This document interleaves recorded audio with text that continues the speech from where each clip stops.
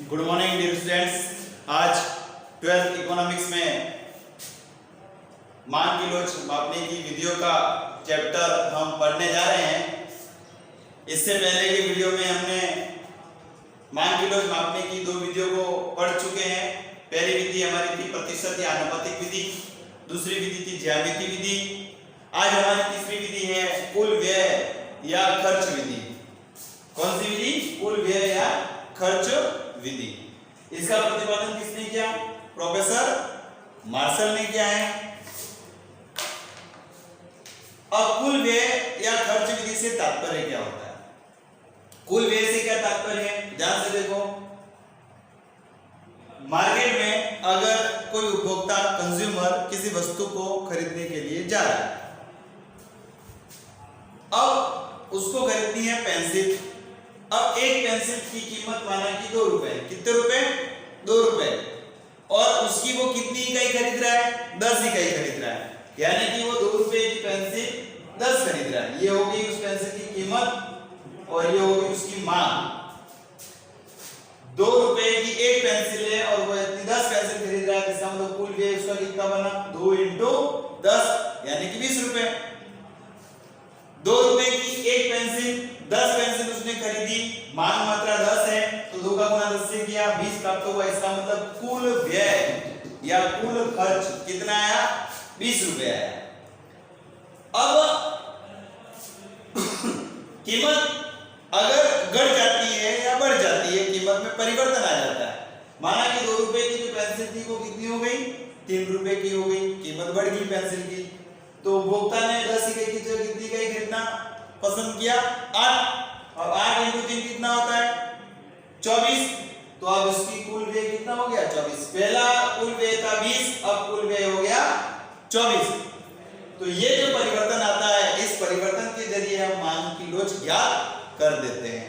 इसको शाब्दिक अर्थ में अगर हम समझे तो देखो, मैंने इसका अर्थ लिखा हुआ है कि किसी वस्तु की कीमत में परिवर्तन होने से, किसी वस्तु की कीमत में परिवर्तन होने से कुल व्यय में जो परिवर्तन होता है, कुल व्यय में मतलब पहले जो व्यय अलग था और उसके बाद परिवर्तन होने के बाद कुल व्यय क्या बना, उसमें जो परिवर्तन होता है उसकी तुलना करके जो माप निकाला जाता है उसको ही मांग की लोच कहा जाता है। वापस पुनः, अगर किसी वस्तु की कीमत में परिवर्तन हो जाता है तो कीमत में परिवर्तन होने से उस वस्तु की जो कुल व्यय आ रहा था उसमें भी परिवर्तन होगा। कीमत पहले कम थी, अब कीमत ज्यादा हो गई, या पहले कीमत ज्यादा थी, अब कीमत कम हो गई, तो कुल व्यय में भी तो परिवर्तन आएगा। वो परिवर्तन कितना होता है उसकी तुलना करके जो माप निकाला जाता है उसको हम कुल व्यय विधि के द्वारा ही ज्ञात कर सकते हैं। तो उस माप को अपन कहते हैं मान की लोच। अब हम कुल व्यय कैसे ज्ञात करें? इसका भी फॉर्मूला मैंने लिखा है। कुल व्यय कैसे ज्ञात होगा? एक वस्तु की कीमत और उसकी मांग। एक पेंसिल की कीमत 2 रुपए थी, तो 2 कीमत की जगह और गुना कितनी वो पेंसिल खरीद रहा है? 10 खरीद रहा है, तो 2 का गुना 10 से यानी कि 20। तो ये कुल व्यय ज्ञात होता है। कुल व्यय कैसे ज्ञात होता है? वस्तु की कीमत इनटू वस्तु की मांगी गई मात्रा। वस्तु की कीमत से उसकी मांगी गई मात्रा का गुणा कर देंगे तो हमको कुल व्यय प्राप्त हो जाएगा। तो इसके आधार पर हम मांग की लोच ज्ञात करते हैं। कुल व्यय विधि के अंतर्गत प्रोफेसर मार्शल ने, जिन्होंने इसका प्रतिपादन किया है, प्रोफेसर मार्शल ने 3 प्रकार की मांग की लोच बताई है। कौन सी विधि में? कुल व्यय विधि में 3 प्रकार की मांग की लोच बताई है। पहली, इकाई के बराबर मांग की लोच, ईडी बराबर 1। दूसरी, इकाई से कम मांग की लोच, ईडी बराबर इकाई से कम।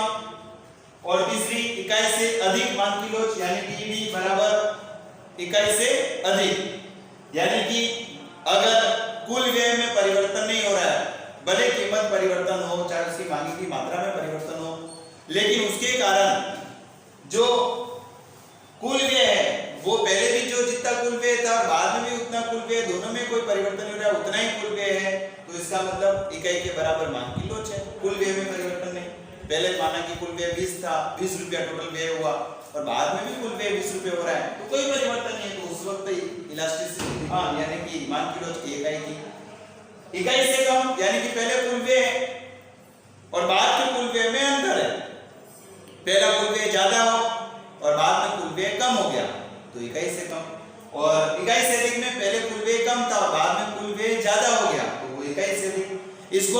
के तहत समझते हैं, सारणी में आसानी से समझ में आ जाएगा।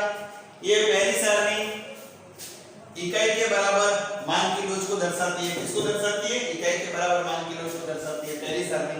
अब देखो कोई वस्तु है जिसकी कीमत 8 रुपए है। कितनी कीमत है? 1 किलो की कीमत 8 रुपए। यहाँ पे मैंने 3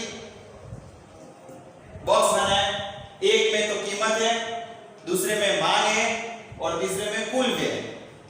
पहले उस वस्तु की कीमत 8 रुपए थी, ध्यान देना कितनी थी? 8 रुपए उसकी कीमत थी और उसको मांगी की मात्रा 5 केजी थी। कितने केजी थी? ये केजी में मांग मैंने लिख रखी है 5 केजी। 8 रुपए 1 केजी का और कितनी मांगी है उसने मात्रा? 5 केजी। तो कुल व्यय क्या होगा? 8 × 5, कीमत का गुणा मांग से, कीमत 8 थी उसका गुणा मांग से होगा, तो 8 × 5 कितना हुआ? 40। 8 गुणा 5 से करके 40 आता है, मतलब कुल व्यय कितना है? 40। अब उसी वस्तु की कीमत कम हो गई, 8 से उस वस्तु की कीमत कितनी हो गई? 4 रुपए हो गई। अब 4 रुपए कीमत पर कीमत कम हुई तो वो मात्रा बढ़ा रहा है, तो मांगी की मात्रा उसने कितनी ले ली? 10 ले ली।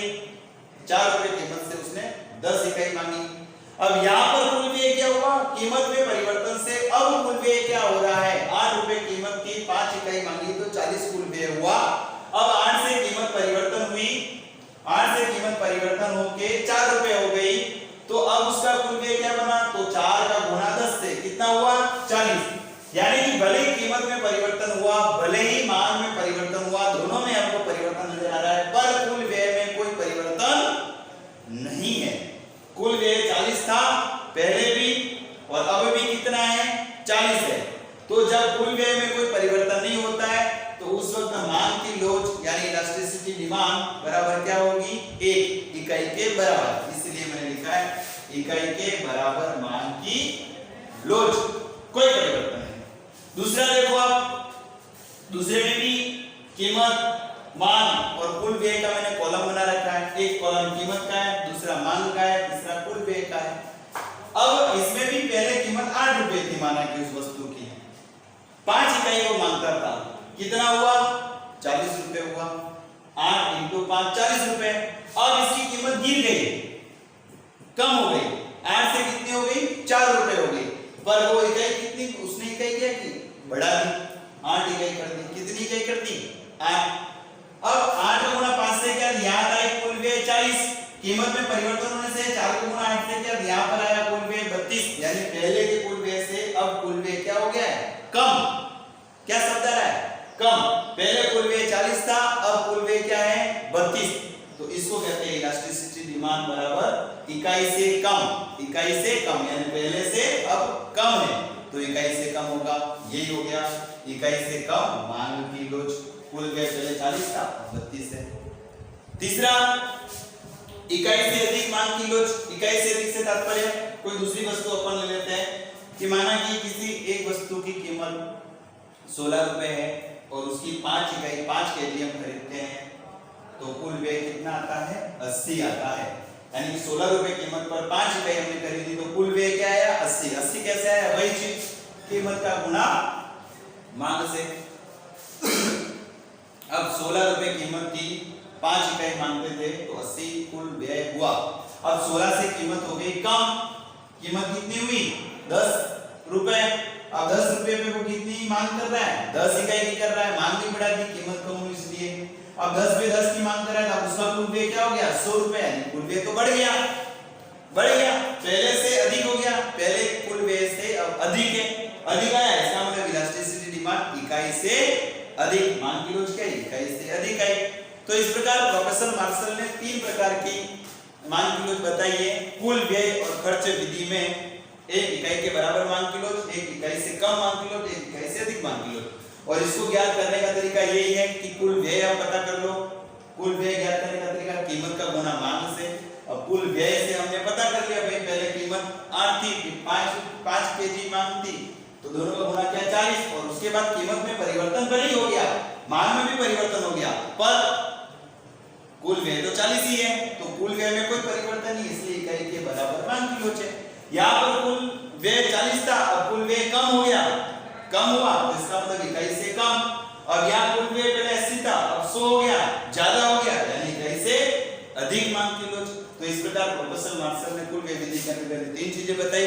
आज हमारा मान किलो मापने की विधि 3 थी, पहली प्रतिशत, दूसरी ज्यामिति और तीसरी कुल व्यय विधि, तीनों हमारी खत्म हो चुकी है। अब नेक्स्ट वीक में इस पूरे चैप्टर का अपन एक टेस्ट लेंगे, जिस टेस्ट में आपको अच्छा करके दिखाना है। मेहनत करें आप और इस टेस्ट में अधिक से अधिक नंबर लाएं। धन्यवाद।